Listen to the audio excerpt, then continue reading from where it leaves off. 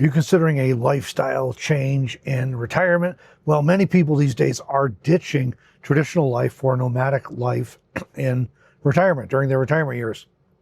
In this video, we'll look at several reasons why the nomadic or RV life might be the perfect option for retirement. And if we're just meeting, my name's Robert. I've been doing the Nomad thing for a long time now, better than a decade, and I've been making videos here on YouTube about my travels for the past decade, and before that I just traveled as much as I could. So that's my interest in this. Well, first up, there's never a better time for a change, maybe. What better time to make a big lifestyle change, though? If you're already retiring and you're already upending everything and you're not suddenly not tied to a job or to some other things that you were tied to, it may be a great time to try or consider trying the nomadic life or RV life. If you're already making changes, why not try one more at the same time? Secondly, your health may be better at retirement.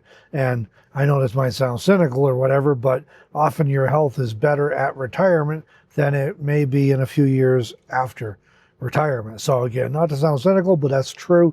The longer you live, the more likely you are to have health problems that limit you from being able to do some things you might want to do, like live in a van or an RV and travel around the country. So retirement may be the healthiest time because future health problems may make it difficult or impossible. That's one of those things that none of us can really predict. Unfortunately, we may think, oh, we have some problems, they're going to get worse, but it turns out they don't get worse, or we think we're in pretty good shape and then something new develops and we have problems that we were not expecting.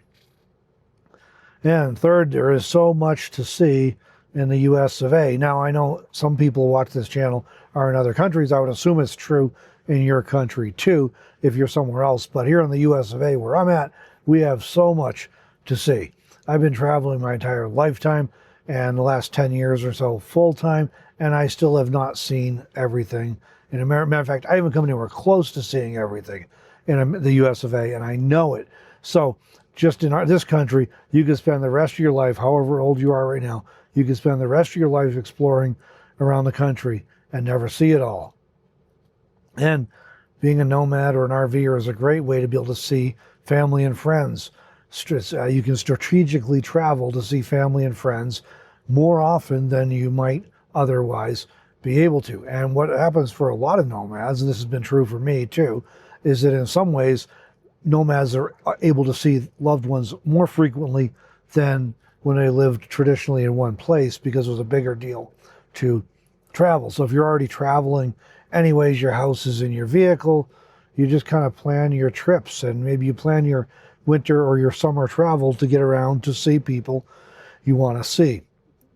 And I have also, just for example, myself, have had multiple instances where I had a loved one was sick or injured, and I was able to drop everything and travel and see them and spend some time with them during that illness or injury and help out as I was able, because I lived in my vehicle and was able to just leave. All I needed was gas money to get wherever they were. Travel is a lifestyle, maybe cheaper than expected. So if you think about travel as a vacation style travel, that's expensive. But lifestyle travel is often much less expensive than vacation travel. At least it certainly can be, depending how you choose to do it.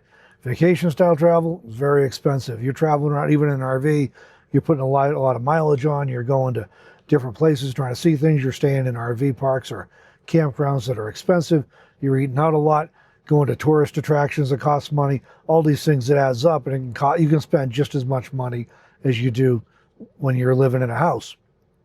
But lifestyle travel, that is van life, RV life, may be done on a budget, depending how you do it, but it definitely can be done on a tight budget, and it can be cheaper than living in a traditional situation, or equivalent, or more expensive, just depending how you do it. Voluntary simplicity and minimalism saves money. You can stretch your retirement income further unless you have a very cheap home situation, and some people do. I hear from people once in a while who have an off-grid property, or they have a traditional house that's paid for, the mortgage is paid off, taxes are low, insurance is reasonable, and the maintenance is reasonable on it.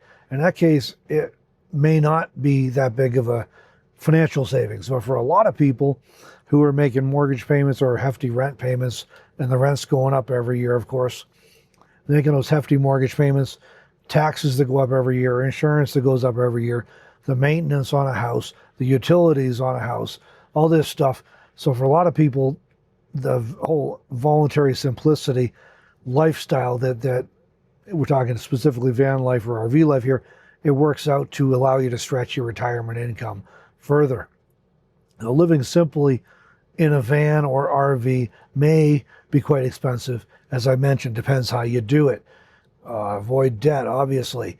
Plan your travel to save fuel. The more miles you drive, for most nomads, if you don't have debt, if your vehicle's paid off, your biggest expense categories are gas and food, or fuel and food, depending on what kind of fuel your vehicle takes, I guess, if it's diesel or something, but fuel and food, and to a lesser extent, maintenance and repairs, but those tend to be sporadic and intermittent, so hard to budget, but month to month, food and fuel are the big ones. So if you can plan your travel to save fuel, and then plan your travel so that you're spending more time parked and exploring local areas instead of driving huge distances, that can really lower that fuel part of that expense.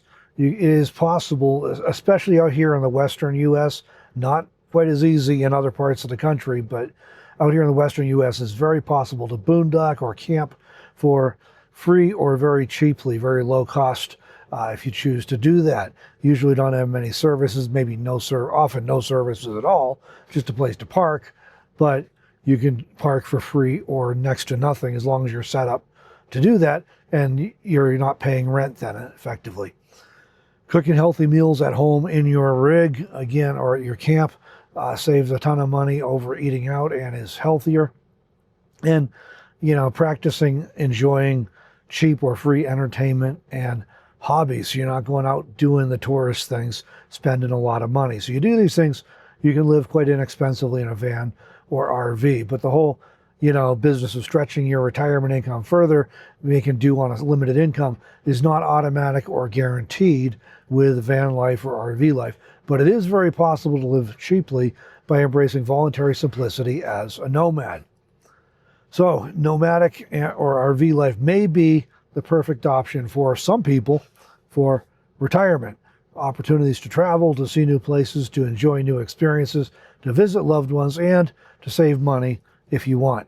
Comment below with your thoughts on nomadic life in retirement. Let me know what you think, if you're doing it, or thinking you might do it, or thinking you might not want to do it. And here somewhere is a video covering some important considerations about nomadic life and retirement that I just made recently you might also find interesting.